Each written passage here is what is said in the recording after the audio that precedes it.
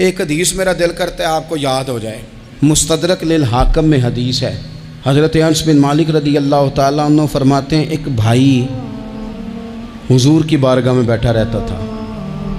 निकम्मा नहीं था, शारहीन हदीस कहते हैं कि किसी मजबूरी से वो काम नहीं कर पाता था, या करता था तो काम आगे नहीं चल पाता था।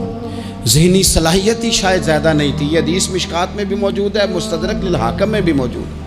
हज़रत अनस बिन मालिक रदी अल्लाह ताला अन्हु फरमाते हैं, वो हुजूर की बारगाह नाज में बैठा रहता था। उसके भाई ने आके शिकायत की, या रसूल अल्लाह सल्लल्लाहु ताला अलैहि वसल्लम, ये कोई काम ही नहीं करता, कोई मेहनत नहीं करता, कोई जद्दोजहद नहीं करता, आगे नहीं बढ़ता। मुझे इसकी ज़रूरियात की किफ़ालत करनी पड़ती है, मुझे जद्दोजहद करनी पड़ती है, मुझे इसके मामलात का ख्याल रखना पड़ता है, आप इसे समझाएं।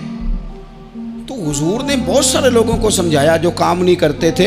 हमें सियासता में वो हदीस भी मिलती है जिस बंदे को नबी पाक सल्लल्लाहु अलैहि वसल्लम ने कहा था कि तेरे पास जो भी घर में है ला, तो वो प्याला और कंबल लाए थे। हुजूर ने बेच के कहा था जा कुल्हाड़ा खरीद के ला और लकड़ियाँ काट के तो बेच के अपना और अपने घर वालों का पेट पाल। ये सारी बातें अपनी जगह पर यहाँ नबी पाक ने एक रूहानी मसले का हल भी बताया। अल्लाह के महबूब अलैहिस्सलाम से अर्ज़ की, हुजूर ये यहीं बैठा रहता है और सारे ही काम मुझे करने पड़ते हैं। तो हुजूर ने नज़र मुबारक उठा के भाई की जानिब देखा जो भाई का शिकवा कर रहा था।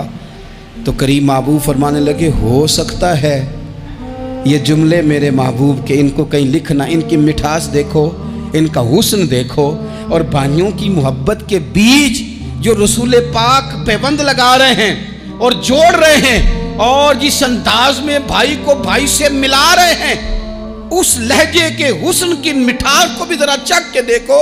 हुजूर फरमाने लगे, हो सकता है रब तुम्हें जो रिस्क दे रहा है वो इसी भाई की वजह से दे रहा है।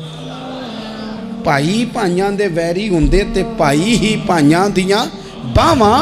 ओ भाई हो सकता है इसकी वजह से तुझे मिल रहा हो, इसकी वजह से। वो दरवाजे न बंद करें जिन दरवाज़ों की बरकत से रोज़ी आती है।